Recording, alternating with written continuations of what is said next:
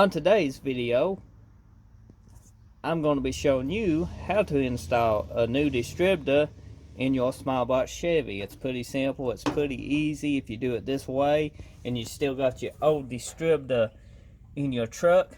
I'm going to be showing you exactly how simple it is just to upgrade or replace that distributor without getting into a big mess. So stay tuned, enjoy, drop a like if it was helpful.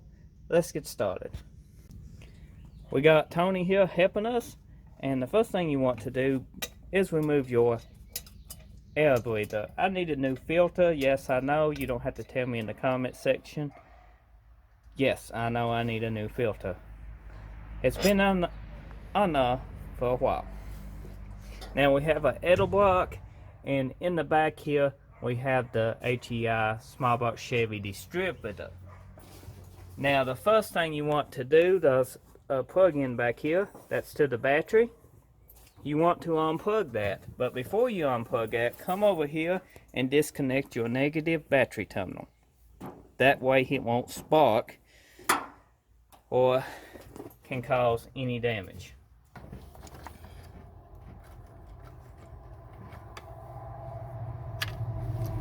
Just like so. Now once you get that removed, you can move it out of the way. Note the position of this guy right here. You can usually take a Sharpie and mark it somewhere on the intake, or take you a picture and get close of an idea of where this is positioned. Also, you can go ahead and remove all your plug wires. And then you have one bolt that holds that distributor on. You will want to loosen that and the clamp and remove it all the way. That way you can pull up on your distributor.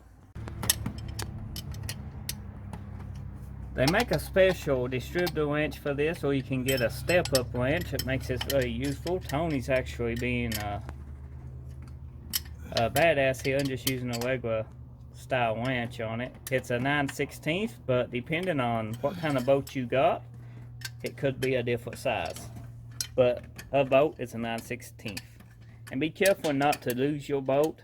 Set it up somewhere out of the way and your clamp, because they can tumble down into where the transmission is and then land on the transmission to never be seen again. After that, you get your clamp and stuff removed, you can go ahead and remove your distributor cap.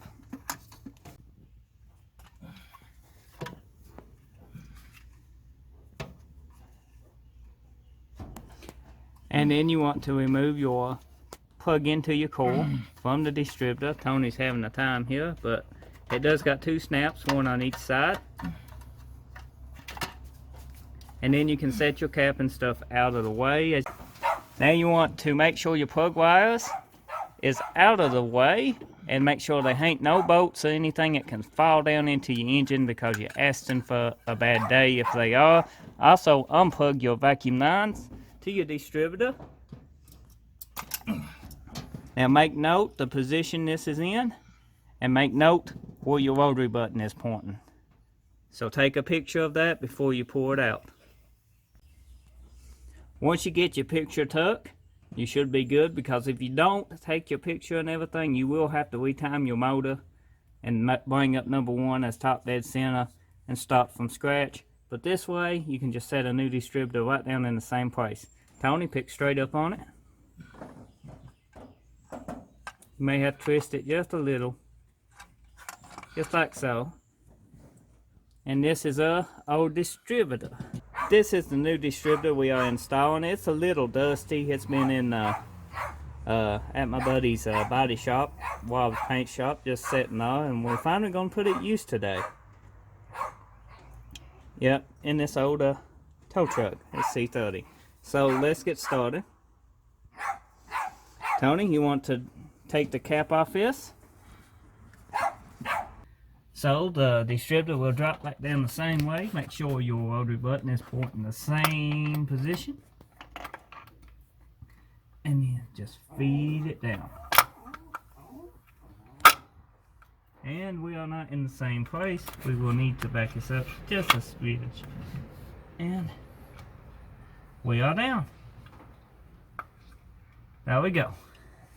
Same position we was in without even having to retime the motor. Now you can go ahead and install your bolt and clamp for the distributor, but leave it loose because you will want to put a timing light back on this just to double check. On the side note, when installing this bolt, make sure you don't cross thread it. You just want to snug it down. It's finger tight right there. That ain't snug, go finger tight, ain't I Tony? know that. I'm just saying it was finger tight.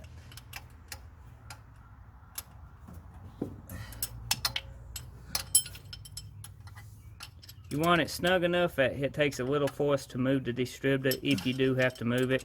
As you can see, it goes right against the intake. We will have to remove this distributor.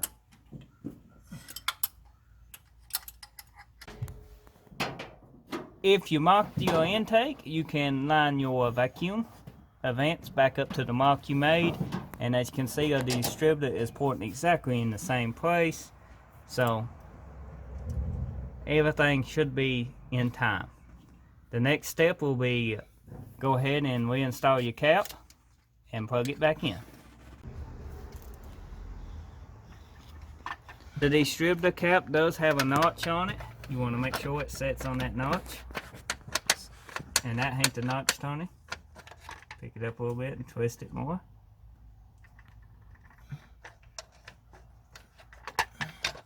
Nope, it ain't the notch, Tony.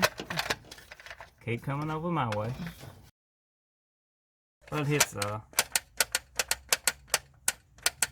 want me to help you do that, Tom? Yeah. Once you get that set down in place, you can go ahead and tighten your forward hold down. And then plug your distributor cap back in. I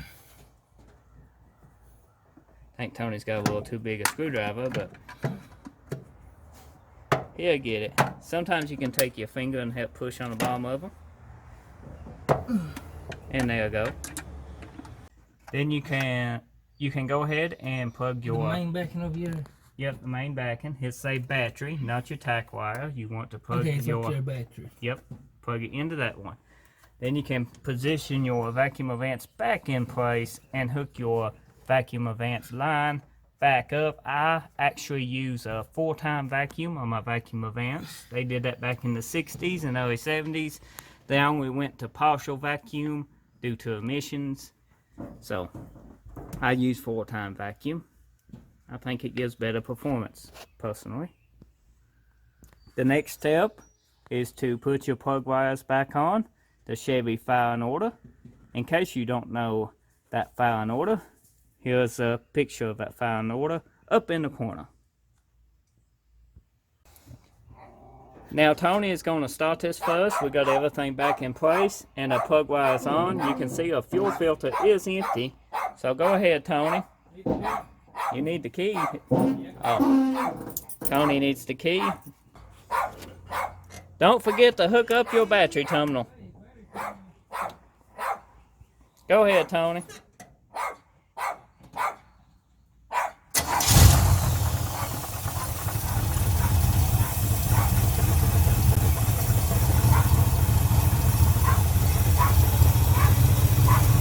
There it goes. It's picking up its gas now.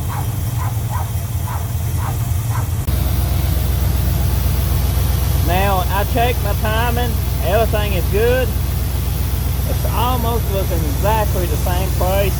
I went ahead and used my Mac Tool timing light on it and put my plug rollers back on it. As you can see, she's actually running smooth as silk. We didn't have to pull a spark plug out or fight with putting it on top dead center when you replace a distributor this way with a new one. Makes it pretty simple. Now before you, if you do time it and check your timing, let it warm up for 5 minutes and then check your timing. I think I got a video on my channel on checking the small box Chevy timing. You can check that out. If I do, I go ahead and link it in the description below. If you found this video helpful, be sure to drop a like, leave me a comment, and also check my channel out. and hit that subscribe button. I appreciate the support if you do. And my channel is all about helpful how-to videos. Thank you for watching.